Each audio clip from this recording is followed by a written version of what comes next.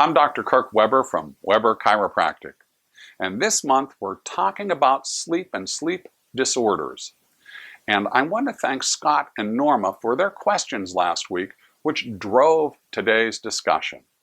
They had questions about falling asleep and staying asleep and nightmares and things on this line, so let's talk about insomnia. Now, insomnia strikes 10 to 30% of all Americans, and it comes in three basic flavors.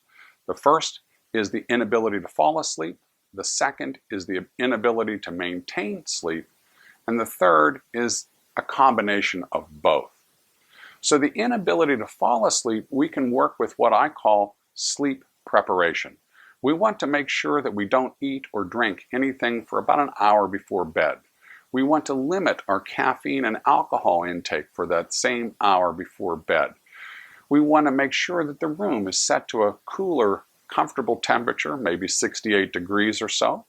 We use blackout curtains or blocking all light as much as possible.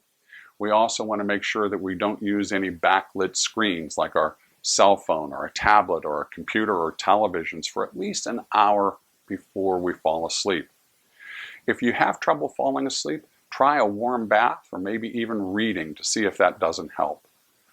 For the inability to get uninterrupted sleep, more than likely that is caused by sleep apnea, which is an obstruction in the breathing. Maybe that's caused by something swollen in the throat like a tonsil or a gland, but it may also be caused by some other major condition like a stroke or a heart condition or maybe even a medication that you're taking.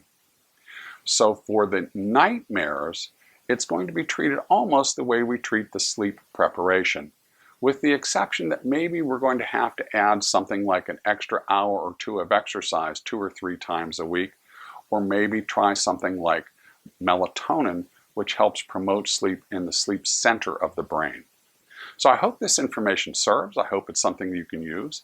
Hey, by the way, please check out the appointment booking tool on our Facebook page. And as always, remember, chiropractic is the better way to better health.